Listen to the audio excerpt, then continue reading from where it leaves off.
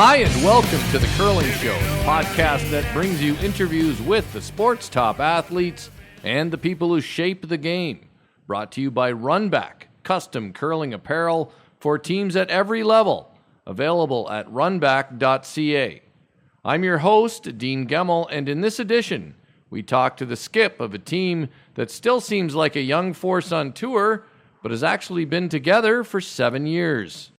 He's the skip of the team that's number 5 on the Asham World Curling Tour Order of Merit, and fresh off a title at the CanadInns Prairie Classic, Mike McEwen. Welcome back to the Curling Show. Thanks for having me, Dean. Let's start with your season on Canadian soil, because you guys started your year with a trip to China that we'll get to eventually here. But a runner-up finish at the Stu Sells Toronto Tankard and the champion last weekend in Portage La Prairie. Both tough fields, pretty good start, and probably feeling pretty confident about the season so far. Basically our start off the year, first 3 events we played, we've been in the final, so kind of like what I see so far. The back-to-back Howard McEwen finals, what was different about last weekend over the weekend before?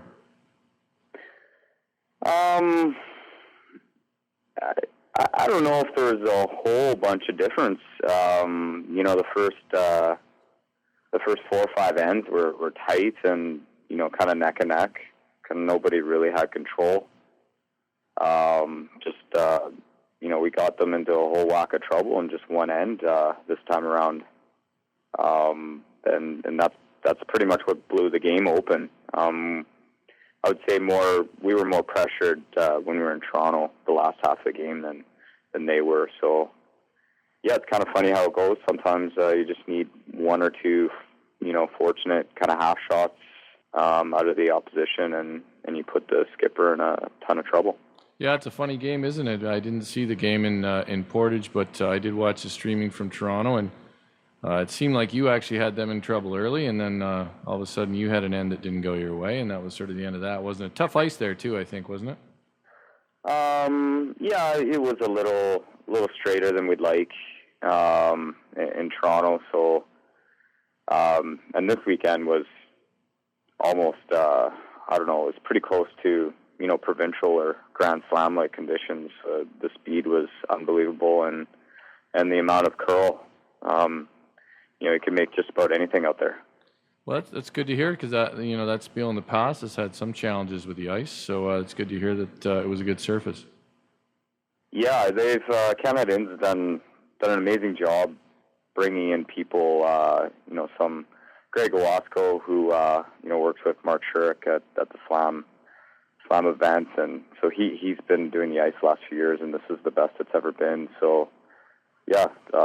Got to give them props for, putting in some money and making a great event. So, yeah, and just the quality of field. You look who was there. I think there's 7 teams out of the top 10 in the world there, so that kind of speaks volumes about it.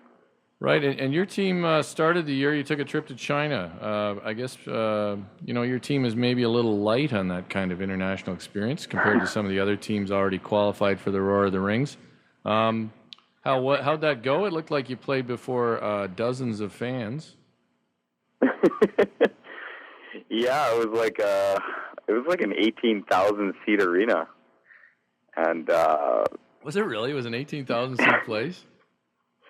Yeah, I think around that number. We did a ballpark and looked around, and it's big. I think it was the volleyball venue for the Summer Olympics. Right. So. Yeah, you would think with not having that many fans, they wouldn't have too many problems with humidity, but it wasn't exactly cold outside, so it was interesting. Lots of challenges out there, and that's where the Worlds are going to be, so, kind of a bit of a test event for the Chinese Curling Association. So when you say challenges, was it just high humidity, a lot of frost, slow ice? Yeah, and I've almost never seen frost quite like this. I think the guys were dead by the end of the week because they're sweeping everything. Right. And I think I remember talking to the ice maker, and he had to do some manual overrides on air conditioning systems. Like the AC wasn't kicking on unless it got warmer than 27 Celsius. And that doesn't sound very good for me. No, it doesn't sound very good. It doesn't sound like it's keeping it very cool at 27 Celsius. I think the doors were wide open, to the hallways and areas of the building, and I mean it's probably between 25 to 30 in Beijing when we were there that week. So you were curling in like 25 to 30 degree temperatures. Yeah, like the ice maker was like, oh God, what have I got myself into? And yet you still managed to win the thing, right? Yeah, we're actually not bad ice players. Well, you're a bad ice team. We're pretty adaptable. We never used to be like that. Go back 5-6 years ago, we would just, I don't know, it was like give up if it was too straight or too heavy, and we just, we didn't embrace it. And now we're pretty good at manipulating what we have to do to make shots. So I don't know. It's we've won a few spiels on bad ice. Well, it's interesting. Even when there are when we have spiels where there is, you hear complaining about the ice, even from the teams that are doing well, but inevitably it's Howard, McEwen, Cooey, Martin, anyone else, Stoughton in the finals, right? Yeah, I think that often does happen. I guess the difference is probably early in the week. It's like you have to grind out every game. It doesn't matter who you're playing, right? Like who the opponent is.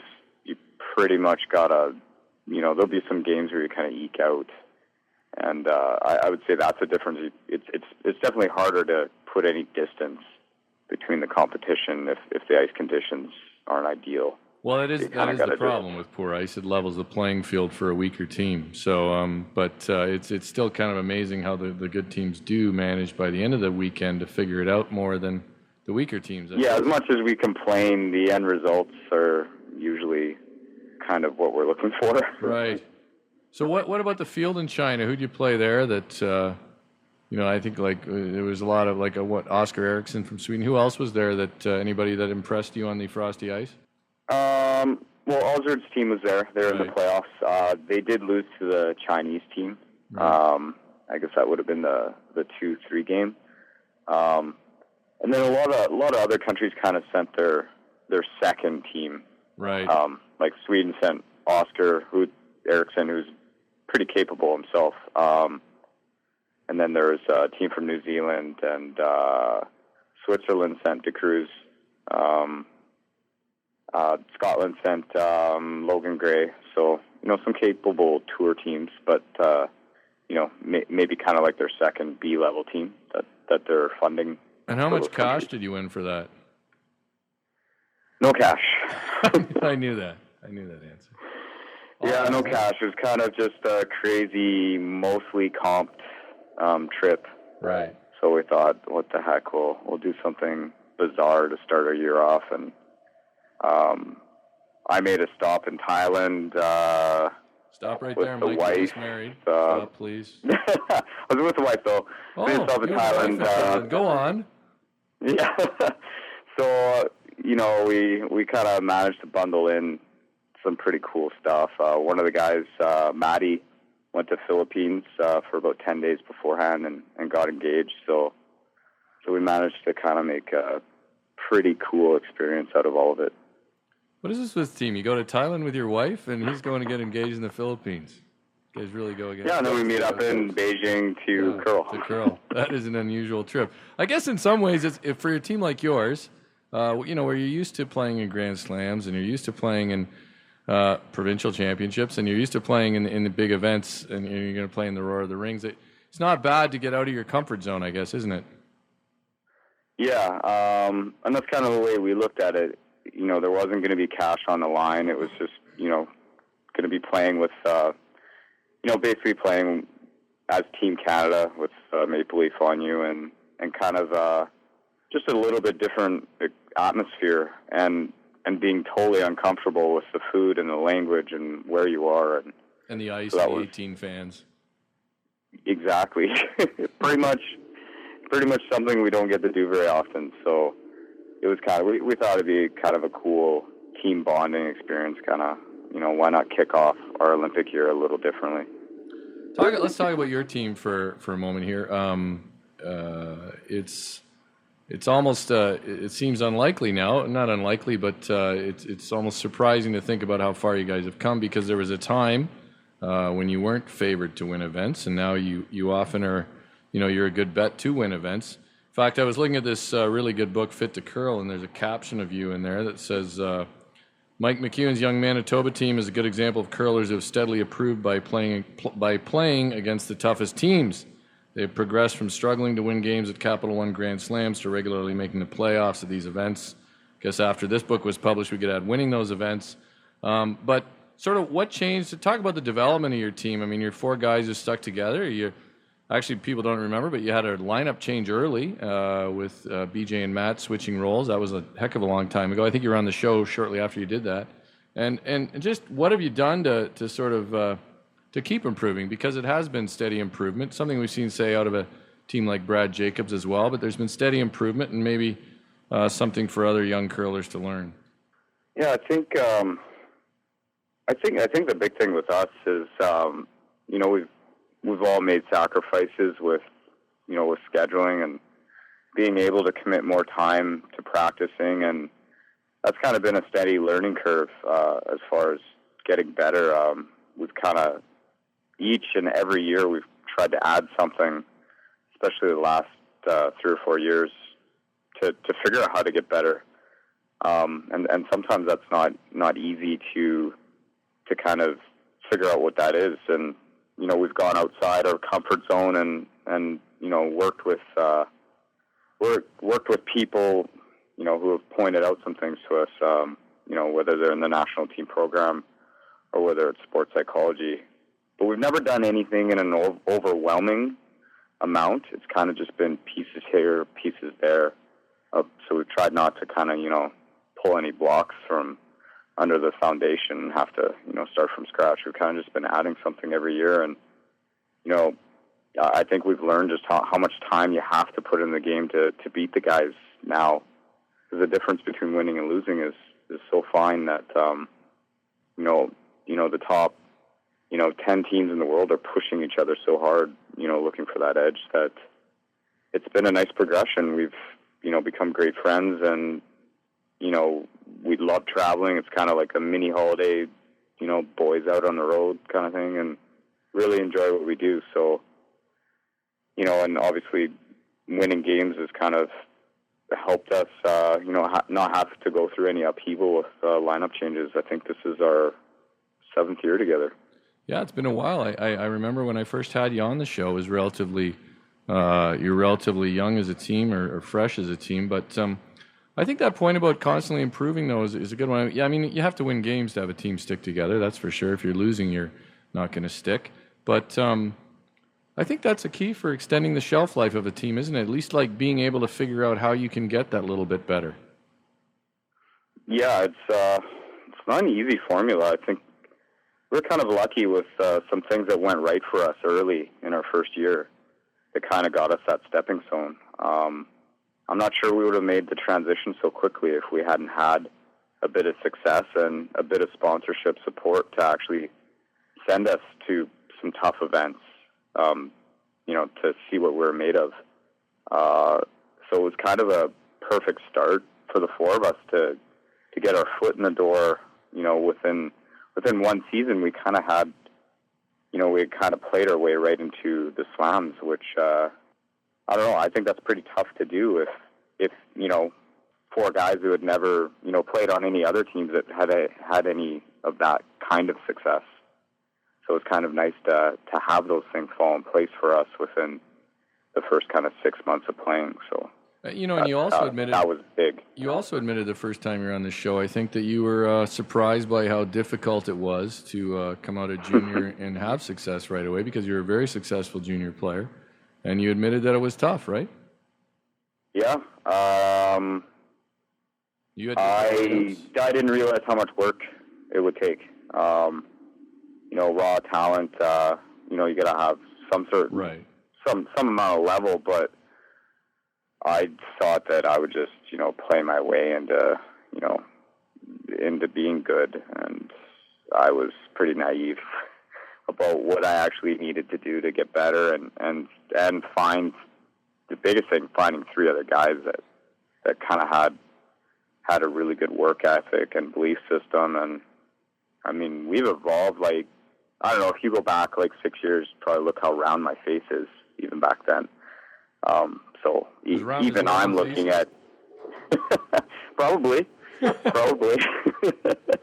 Yeah. So like even like I'm not sweeping, but still, I'm kind of really believing in the overall wellness, just so that I've got, I'm mentally sharp at the end of the week. So it's, it's just been a progression of doing the right things to get better. And I don't know, I wish I had learned a lot of stuff I know now, when I came out of juniors, but I kind of had probably about 5 or 6 years where I feel like I wasted my time.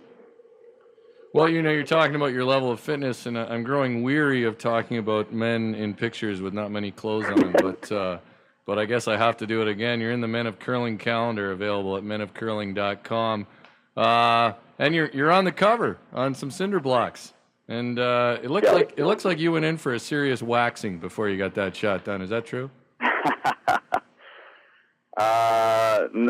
Well, I didn't wax, but there might have been a body shave. A body shave? Wow. I thought it was out or some retouching. How did that go? How do you feel about everything? And whose idea was the cinder blocks? Benny and I were texting pretty much all early summer about, like, stepping this up a gear. We had seen some of the ladies' calendars the last few years. And yeah, there wasn't enough skin. And Benny's like, Mike, we got to bring it. Like, we got to crush these girls this year. So, him and I were looking at all the, the ESPN body issue pics and stuff like that. And I saw a pose from Vegas, and he's geared completely down, and he's in like a crazy tuck position with his putter lining up a putt. Right. I'm like, oh, maybe I could jazz up. That's kind of where I got the idea to jazz up the tuck slide and kind of do something like that, except with some underwear on. But that's kind of where it came from. Really terrific to hear that you and Benny were poring over ESPN The Body magazines all summer. But I hope those were good times for you and Ben.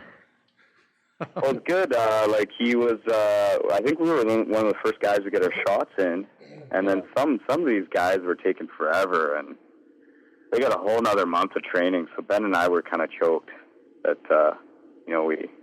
we could have had a little bit more time in the gym. Just to get a little more cut. I think the CCA should be grateful for this calendar. Probably motivated you guys to train more in the off season than anything else. Well, I'm not gonna lie, it did. Thrilled. Yeah, I was getting married in the summer, but this certainly pushed me quite a bit. It's kind of sad that that's what it took, but vanity is a powerful motivator.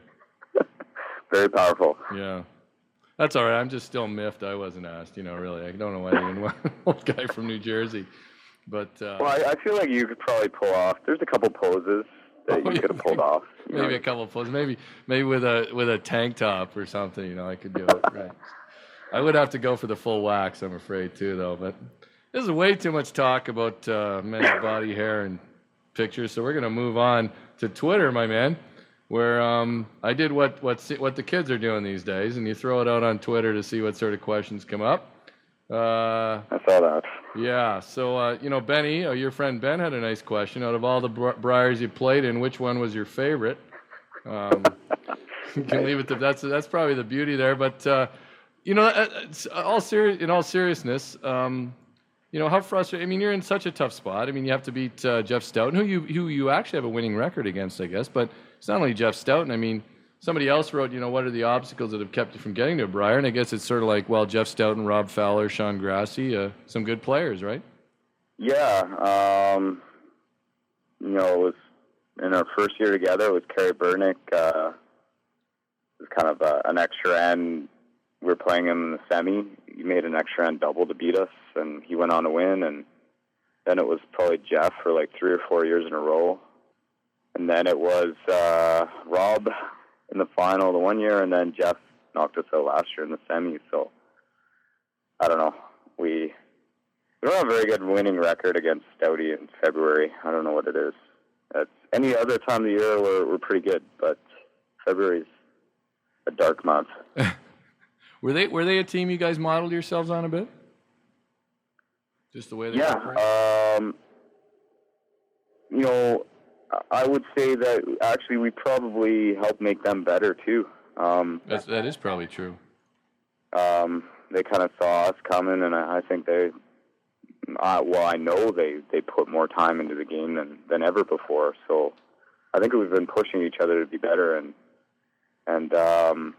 you know, they have a different style of game that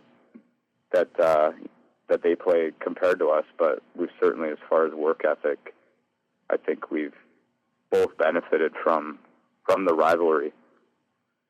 How do you think their style of play is different for listeners? You know, I would say Jeff's kind of style is a little bit more conservative. Right. And they execute it very well. You know, if that team gets a lead on you, they're very good at you know, kind of forcing you to the single, and you know, they'll run a few ends, a blank here, blank there, get their deuce, and force you again. And we like to play a bit messy,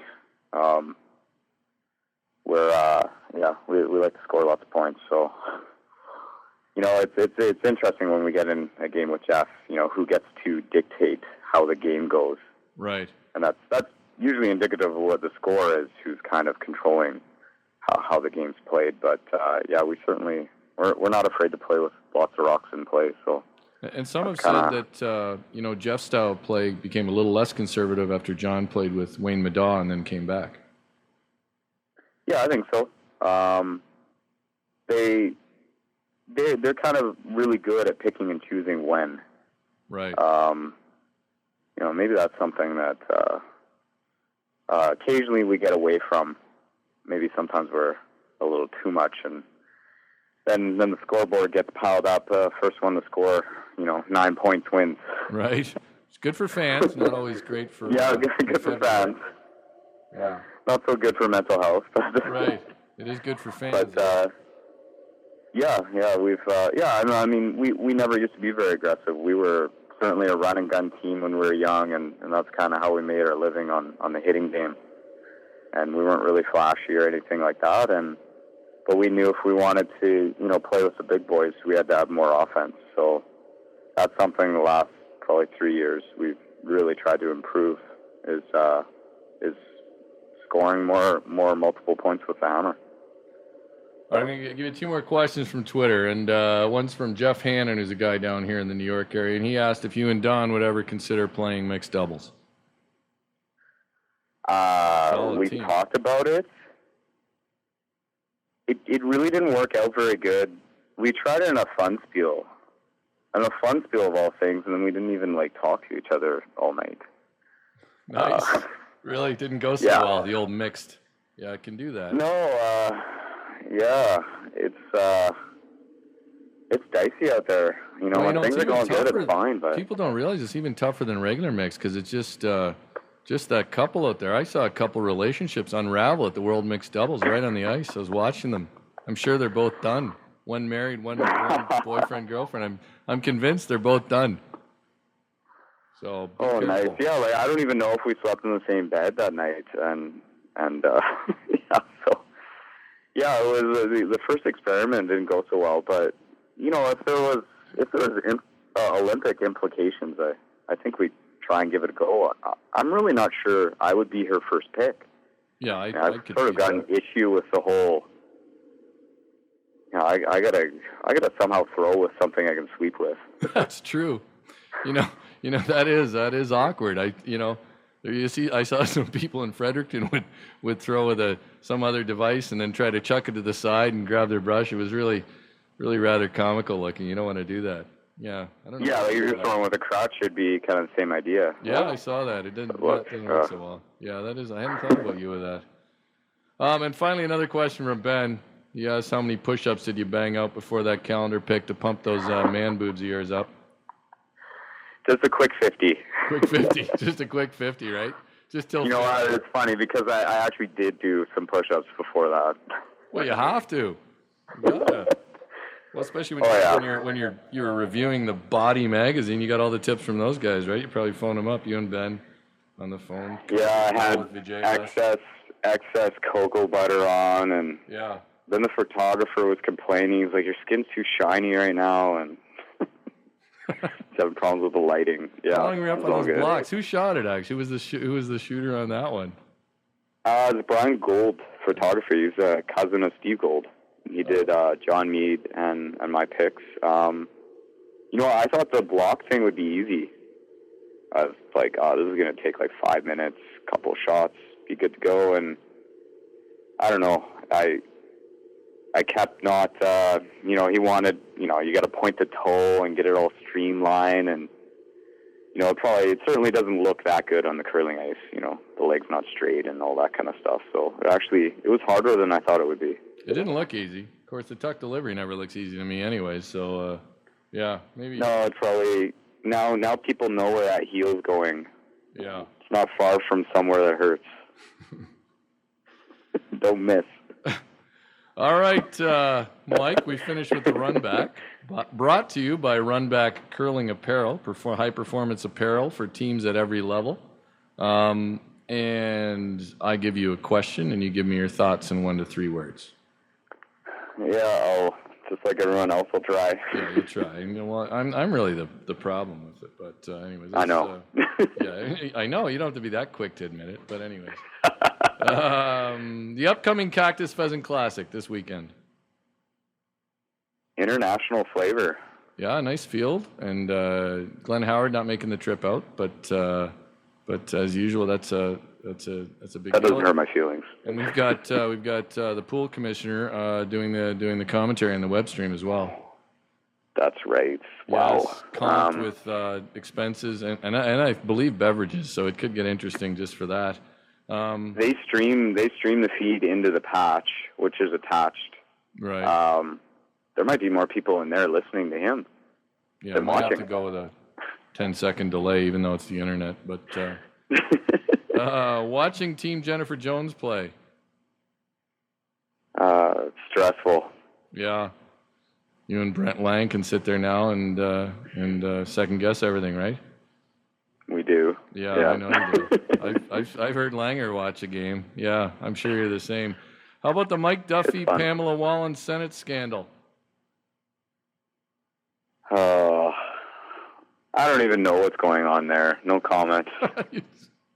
All I ever do is reveal that competitive players don't read the paper or the news or anything.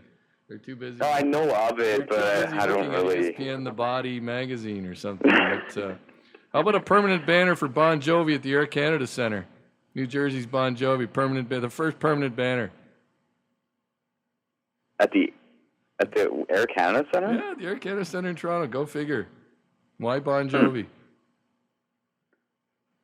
That's strange. Strange. That's a good one. Yeah, I don't know why it's Bon Jovi. I think it would have been like, I don't know, Canadian band. How about a World Series pick? Oh, I don't even know.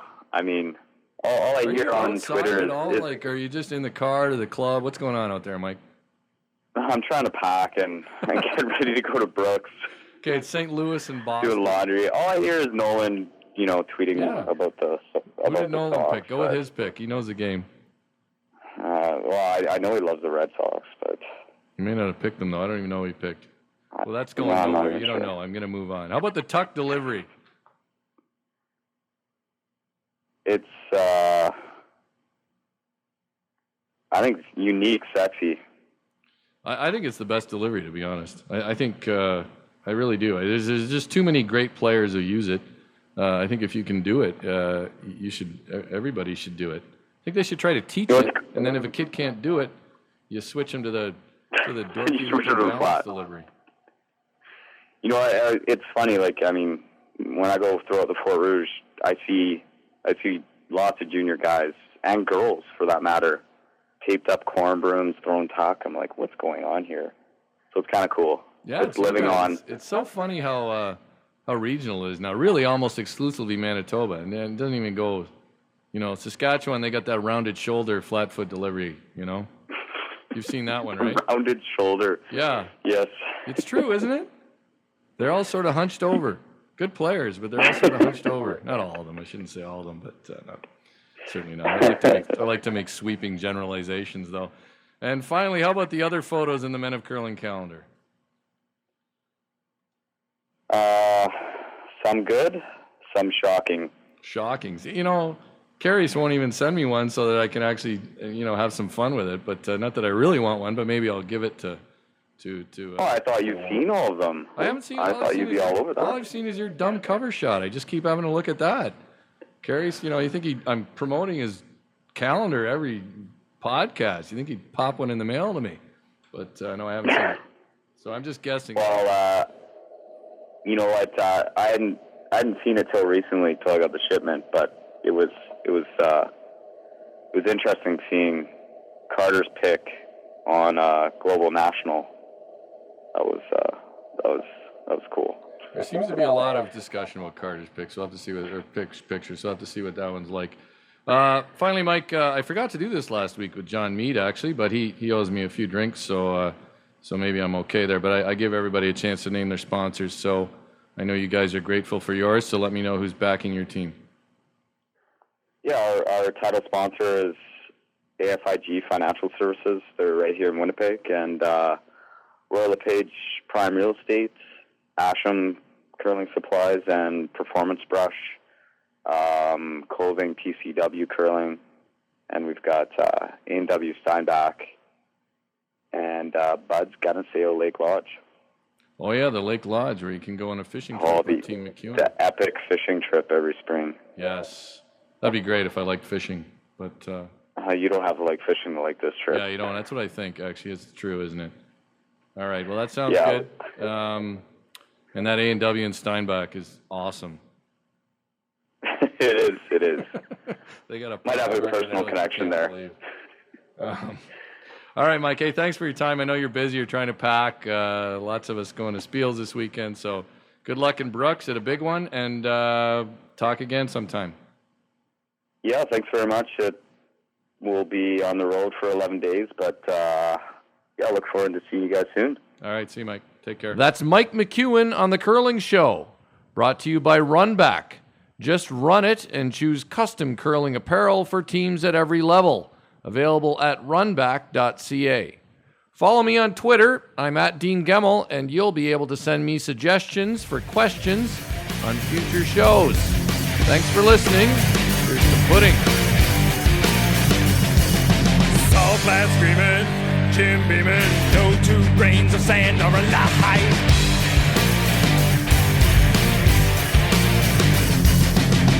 Sow the seed, reap the speed, angel's wing on a Chinese kite.